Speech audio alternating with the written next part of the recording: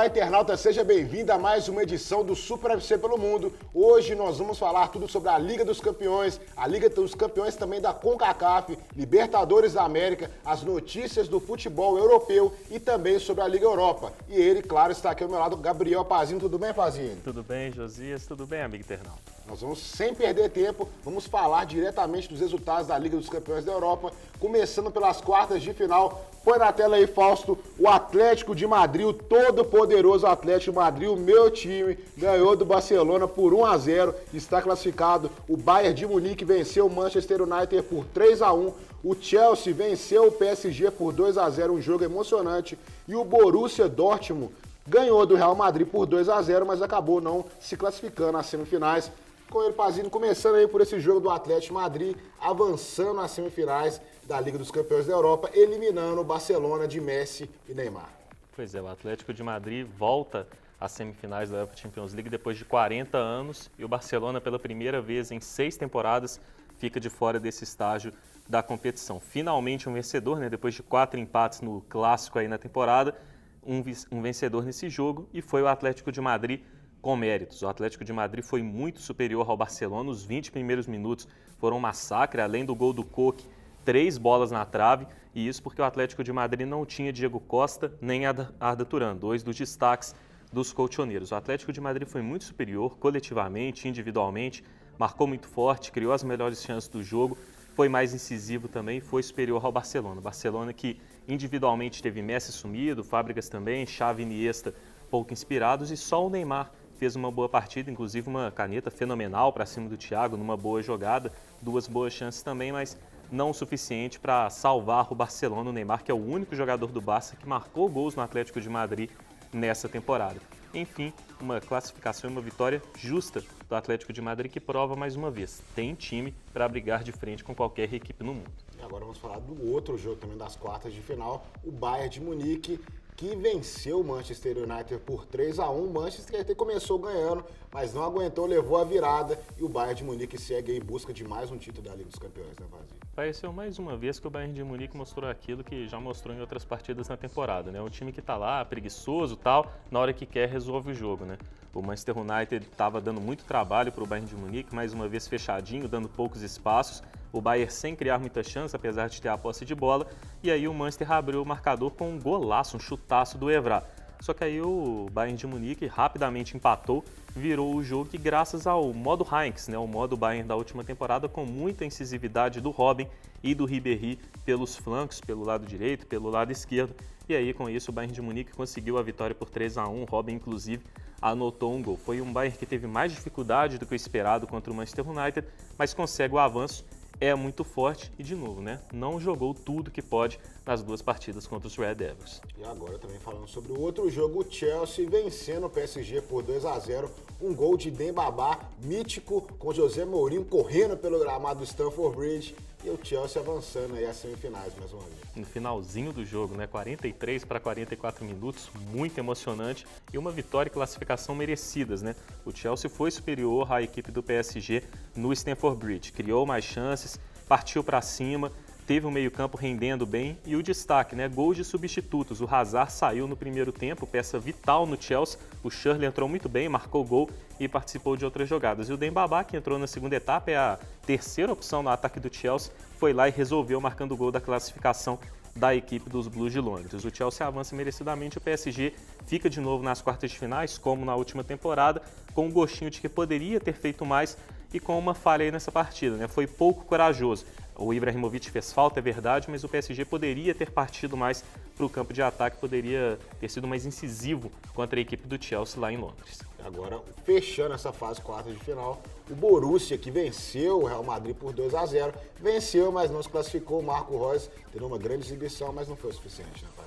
Pois é, marcou 2 gols, jogou muita bola o Marco Reus, foi o cara da partida e quase fez o Borussia Dortmund vencer o jogo para conseguir a classificação, né? Porque ele colocou o Mkhitaryan 2 vezes na cara do gol, mas o camisa 10 armênio não aproveitou as oportunidades. O Borussia Dortmund foi muito superior, principalmente no primeiro tempo. No segundo tempo, o Real Madrid teve algumas boas chances. E destaque também que o Real poderia ter matado o confronto já no comecinho do jogo, né? O Di Maria perdeu uma penalidade defendida pelo Weidenfeller.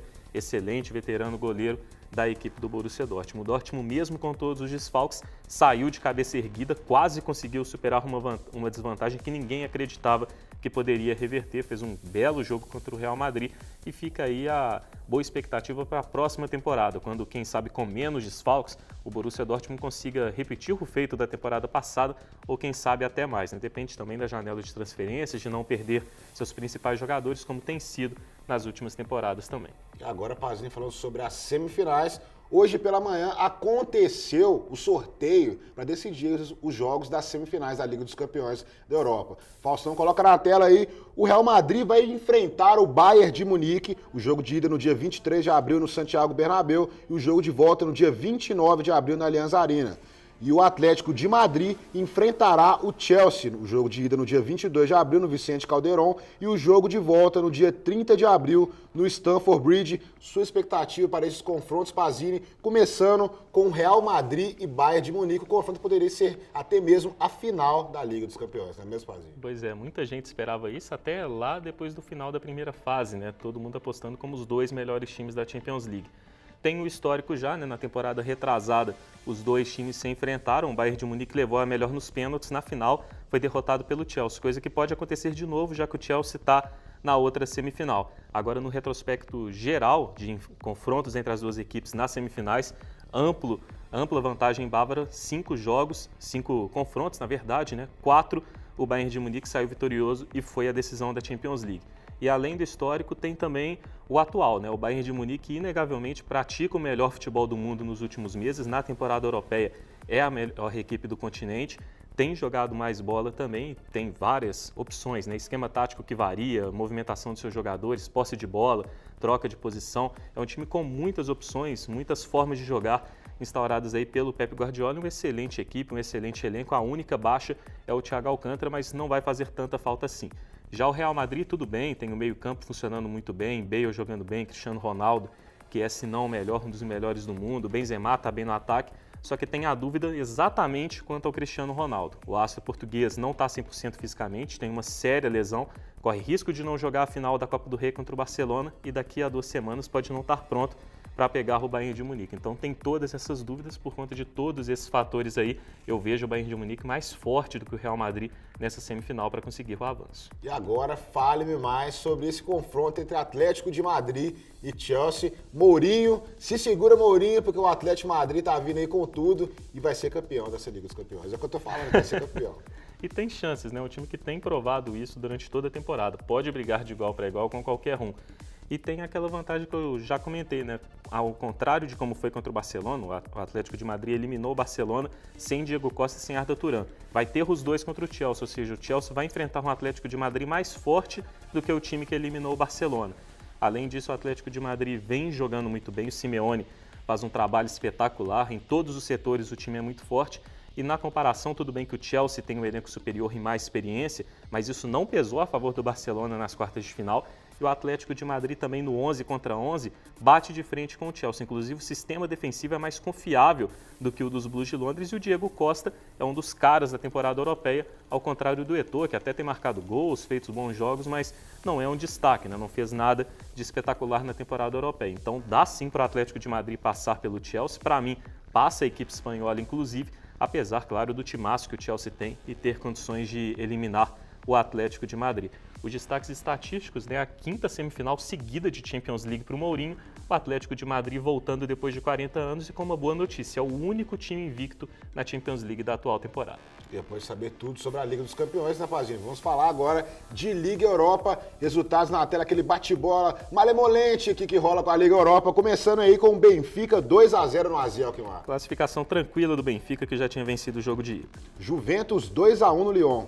A Juventus confirmando a classificação em casa com boa atuação. E o adeus do Barcelona de Gabriel Pazini, que tomou 5 gols do Valência. Pois é, todo mundo cornetando, bullying rolando solto na redação. O Basel não conseguiu segurar o Valência, né? 3-0 no tempo normal, 2-0 na prorrogação, levamos de 5. E o Sevilha, que goleou o Porto, vencendo aí por 4-1. Grande fase do Sevilha, mereceu a classificação para cima do Porto, começo espetacular, abrindo 3-0 com pouco tempo de partida. E agora vamos falar também dos confrontos das semifinais da Liga Europa. Na tela, Faustão, as semifinais ficaram assim, o Benfica vai enfrentar a Juventus e o Sevilha enfrentará o Valência. Os jogos de ida no dia 24 de abril e os jogos de volta no dia 1º de maio. Começando por Benfica e Juventus, um grande jogo, né, Pazinho? Um grande jogo, né? O Benfica vive excelente fase, vai ser campeão português com folga, está de novo nas semifinais da Liga Europa e tem uma grande equipe, né? O meio-campo funciona muito bem, Gatite, Pérez, também tem o Gaetan, tem o Salvi, tem o Markovic, tem Lima e Rodrigo no ataque, um time com muitas opções e muito bom ofensivamente. No entanto, a Juventus inegavelmente é favorita, né? Decide em casa para depois, quem sabe, jogar a final da Liga Europa no seu estádio. Tem um time superior tecnicamente, taticamente, mais opções no banco também. Para mim, a Vecchia Senhora é favorita contra o Benfica. E agora, fechando a fase semifinal, Sevilha contra Valência, um duelo espanhol. Aí. Pois é, né? O Sevilha é favorito na minha opinião. O Rakitic vem jogando muita bola, o meia croata no meio campo. Baca, atacante colombiano, vive excelente fase, é um dos destaques da temporada espanhola. E o Sevilha está ali brigando por vaga na Liga Europa, até sonhando com vaga na Champions League no Campeonato Espanhol. Enquanto isso, o Valência tem até uma boa equipe, mas está muito irregular. Dentro mesmo da Liga Europa, né? Tomou de 3 do Basel, depois enfiou 5. No Campeonato Espanhol alterna ali vitórias com derrotas. Então, para mim, o Sevilha é um time mais estável, que vem numa excelente fase, inclusive venceu o Real Madrid recentemente. Para mim, é favorito contra o Valência. E agora, para fechar essa parte de futebol europeu, vamos falar sobre as notícias mesmo do futebol europeu. E é claro, né? O Borussia Dortmund deu adeus à Liga dos Campeões, mas continua movimentando o noticiário esportivo aí, começando pela permanência do Sarri, que o Borussia pagou 7 milhões ao Real Madrid para permanecer com o Sarri, né? Pois é, um meio-campista turco bom de bola, importantíssimo para o Borussia Dortmund, principalmente nessa temporada com a ausência do Gundogan, a meia cancha da equipe. Então é uma excelente permanência, uma boa notícia para o torcedor aurinegro. E agora, Adrian Ramos também para ocupar a vaga de Lewandowski, que está dando adeus aí ao Borussia. Pois é, um excelente atacante, né? Briga pela artilharia da Bundesliga com o Lewandowski e com o Mandzukic, tem 16 gols, um a menos que essa dupla, que na próxima temporada os dois serão no Bayern de Munique. É muito bom jogador, excelente reforço do Dortmund para suprir a ausência do Lewandowski. E agora Gundogan, como você citou, também lesionado e está fora da Copa do Mundo. É uma péssima notícia, né? O Gundogan é excelente jogador, fez falta para o Borussia Dortmund nessa temporada. Quem sabe com ele o Borussia talvez até tivesse eliminado ali a equipe do Real Madrid, estaria, quem sabe, até mais viva aí nas últimas rodadas do campeonato alemão contra o Bayern de Munique. É um excelente meio-campista, técnico, joga de uma intermediária a outra, arma, defende, ataca com muita qualidade. Vai fazer falta para a Alemanha por conta da sua qualidade. No entanto, não é insubstituível. A Alemanha tem o Schweinsteiger como titular. A dúvida do Khedira, que é o titular ao lado do Schweinsteiger, se ele vai jogar ou não. Caso não possa, tem os irmãos Bender, tem o Toni Kroos, que pode jogar na função ali. O trio de meias ofensivos é Thomas Müller, Özil, Marco Reus, tem a opção de Goetze, San, Draxler, ou seja, tem muito elenco a seleção alemã. O Gundogan não vai fazer tanta falta assim, apesar de ser um jogador de muita qualidade. A Alemanha que chega muito forte na Copa do Mundo. E agora, depois dessa passagem aí pelo futebol europeu, vamos falar de Libertadores da América, os confrontos das oitavas de final que ficaram decididos na noite de quinta-feira. Põe na tela aí, Faustão, o Vélez Sarsfield enfrentará o Nacional, Pazini. Vamos falar jogo a jogo, né? Vélez Sarsfield contra Nacional. Sua análise desse confronto.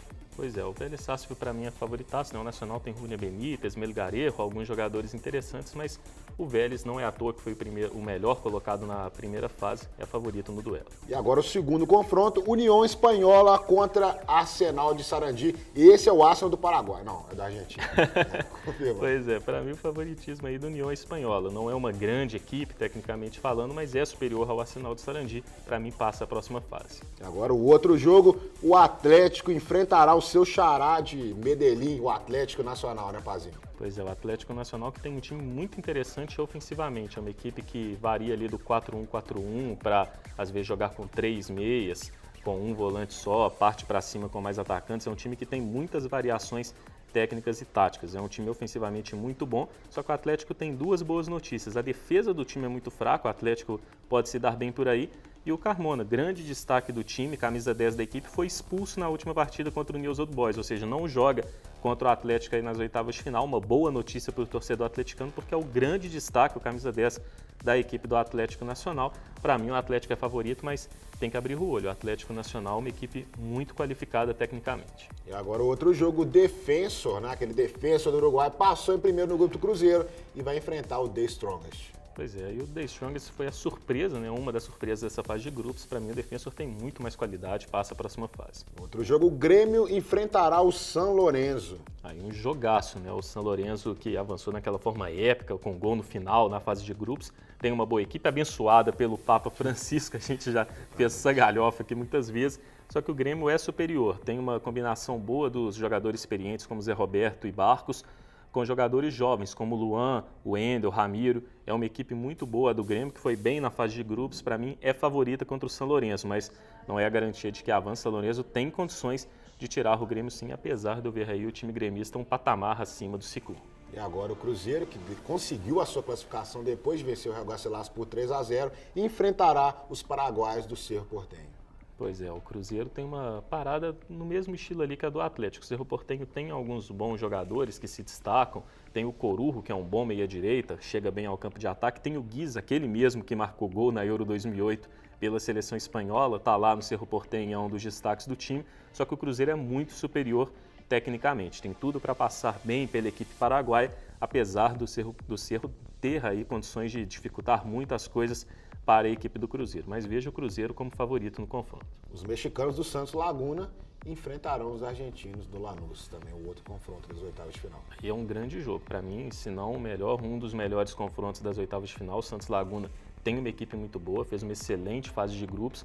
O Lanús também tem um time bom, atual campeão da Sul-Americana, pode dificultar. Para mim, o Santos Laguna tem um time superior, mas é um confronto que não dá para apontar um favorito definido. E agora, para fechar, o Bolívar enfrentará o León. León, que já foram todas piadinhas para a torcida do Flamengo, né? É complicado e tal, mas fala do León aí que vai enfrentar o Bolívar. E só falando isso, um abraço para os meus primos flamenguistas que estão chorando, Thaís e Guilherme, aqui ó, Libertadores só o ano que vem, se chegar o ano que vem.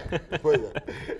Pois é, o León é favorito, né? O Bolívar foi outra surpresa, ninguém botava muita fé no Bolívar, o Bolívar acabou passando de fase, os dois times que se reencontram, né? Jogaram um contra o outro aí na fase de grupos. O León é favorito, tem mais time tecnicamente, apesar de ter terminado atrás do Bolívar na sua chave, tem o Montes, que é um excelente camisa 10, muito técnico, o meio-campo do León e o ataque é muito qualificado tecnicamente. A defesa que é um pouco fraca, o goleiro não passa segurança, mas o Rafa Marques está por ali, um jogador que tem muita classe técnica para sair jogando, dá uma salvada aí na defesa da equipe do León. E um abraço também ao flamenguista Daniel, da fotografia. Grande abraço para ele, que está chorando aí com o Flamengo. Até hoje, inclusive, até sumiu, hoje. né? Ninguém sabe onde está. Acho que é muita tragédia, assim. Os flamenguistas eliminados mais uma vez da Libertadores. Que tristeza, Flamengo. Que tristeza pro Flamengo. Exatamente. E agora vamos falar sobre a Liga dos Campeões da CONCACAF, as semifinais. O Toluca, para a tela aí, Faustão, Toluca venceu o Alajuelense por 2-0 e o Cruz Azul venceu o Tijuana por 2-0 e a final será mexicana. Cruz Azul versus Toluca, o jogo de ida no dia 15 de abril e o jogo de volta no dia 23 de abril, Pazinho. Pois é, um grande jogo, né? Como a gente esperava, né? O Toluca confirmou a classificação sobre o Alajuelense. O Cruz Azul a gente tinha comentado, né? Poderia sim superar o Tijuana. Conseguiu reverter a desvantagem do jogo de ida, fez 2-0, avança à próxima fase. É um grande jogo, afinal são duas boas equipes, rivalidade mexicana. O Cruz Azul é o líder do Clausura, o Toluca é o segundo colocado, ou seja, tem esse fator também. Os dois times brigam no Campeonato Mexicano, agora brigam também na final da CONCACAF Champions League e a briga pelo fim do jejum.